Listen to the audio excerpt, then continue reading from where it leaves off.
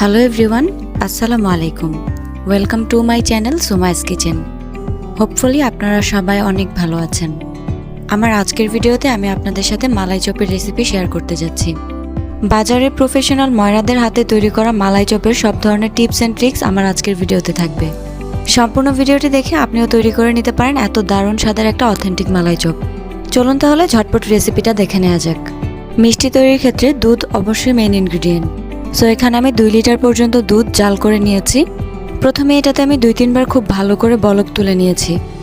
আর খুব ভালো করে বলক চলে আসার পরে এই পর্যায়ে আমি চুলাটাকে একদম লো ফ্লেমে রেখেছি। আর এই অবস্থাতেই ছানাটা তৈরি করার জন্য আমরা এখানে ভিনেগার অ্যাড করে দিব। কোয়ান্টিটি অনুযায়ী এখানে আমি 1.5 টেবিল চামচ পরিমাণ ভিনেগারের সাথে 1.5 টেবিল চামচ পরিমাণ মতো হবে পানি মিশিয়ে নিয়েছি। আর ভিনেগার আর পানির এই মিক্সচারটা আমি দুধের মধ্যে দিয়ে দিয়েছি। দেওয়ার পরে সাথে সাথেই যে কোনো একটা খুন্তি দিয়ে নাড়তে হবে। এভাবে অনবরত নাড়তে থাকলে জাস্ট 1 মিনিটের মধ্যেই কিন্তু আপনার ছানাটা পুরোপুরিভাবে রেডি হয়ে যাবে। দেখতেই পাচ্ছেন সাথে সাথেই কিন্তু ছানা অলরেডি কেটে গিয়েছে।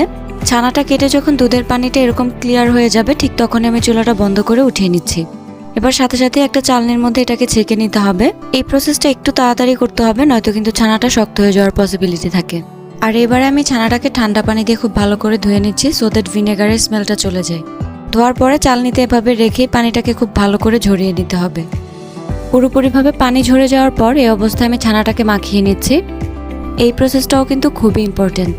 আপনি ছানাটাকে যত সফটলি মাখাতে পারবেন আপনার মিষ্টিটাও কিন্তু ততটাই সফট এবং পারফেক্ট হবে। আর সেজন্যই ছানা মাখিয়ে নেওয়ার ক্ষেত্রে আপনাকে অবশ্যই একটু সময় নিয়ে এটাকে পারফেক্টলি মাখাতে হবে। ছানাটাকে এমনভাবে মাখাতে হবে যেন এর মধ্যে কোনো দানা দানা থেকে না যায়। আমি আপনাদেরকে প্রসেসটা একটু দেখিয়ে দেওয়ার চেষ্টা করছি। একটা ডিশের উপরে হাতের তালু দিয়ে এভাবে ঘষে ঘষে মাখালে কিন্তু এটা খুবই ইজি হয়ে যায়। এই প্রসেসটা ফলো করলে আপনারা অবশ্যই পারফেক্ট একটা রেজাল্ট পাবেন। এই অবস্থায় আমার ছানাটা মাখানো হয়ে গেছে। আর আমার ছানাটা কিন্তু অনেক বেশি সফট হয়েছে। আর এটা এখন মিষ্টি তৈরি করার জন্য পুরোপুরি রেডি। মিষ্টিটা বানিয়ে নেওয়ার জন্য প্রথমে আমি পরিমাণ মতো করে ছানা অল্প অল্প করে আলাদা করে নিচ্ছি।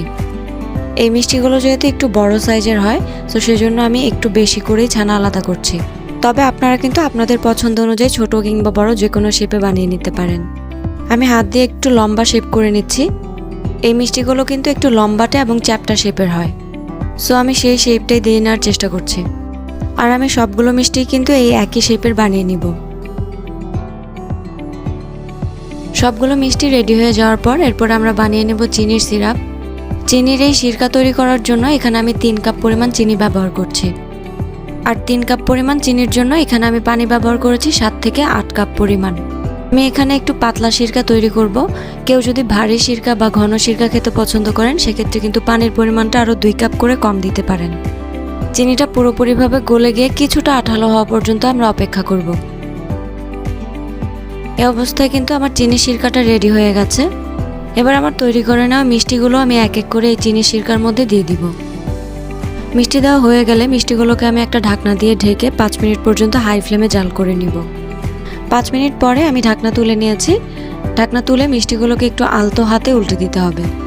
উল্টানো হয়ে গেলে আরও 5 মিনিট পর্যন্ত হাই ফ্লেমে জাল করে নিব। 5 মিনিট পর আমি চুলাটা লো ফ্লেমে করে দিয়েছি।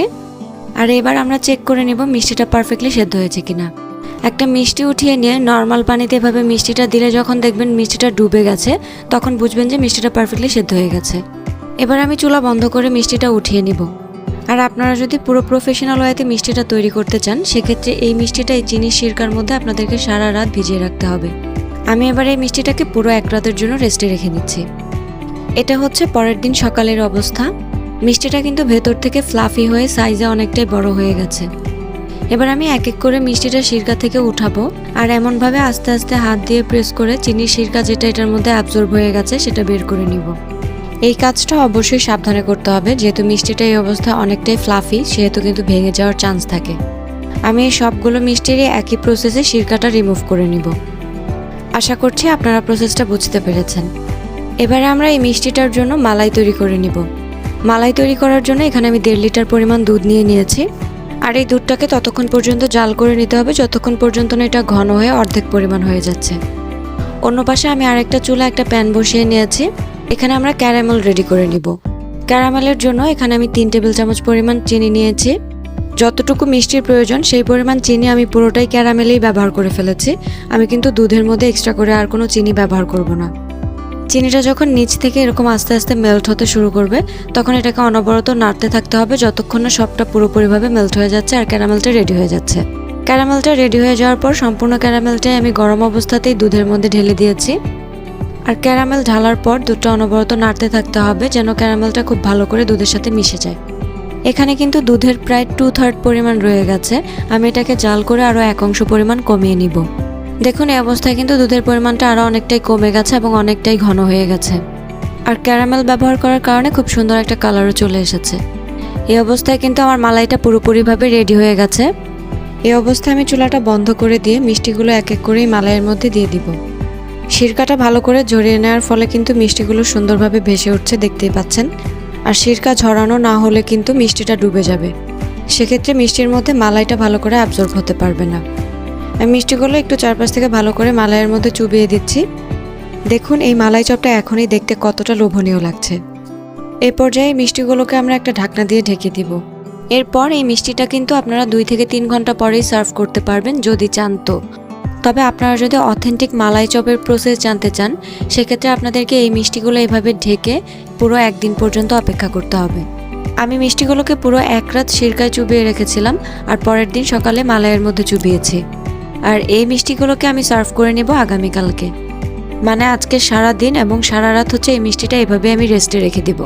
তবে অবশ্যই এটাকে নর্মাল ফ্রিজে রাখতে হবে। ফিরে আসলাম পরের দিন সকালে। দেখতেই পাচ্ছেন মালাইয়ের পরিমাণ কিন্তু অনেকখানি কমে গেছে, মানে এই মিষ্টিগুলো খুব ভালো করে মালাই অ্যাবজর্ব করে নিয়েছে। আর এবারে কিন্তু এই মালাই চপগুলো সার্ভ করার জন্য পুরোপুরি পারফেক্ট। আমি একটা ডিশে মিষ্টিগুলো উঠিয়ে নিয়েছি।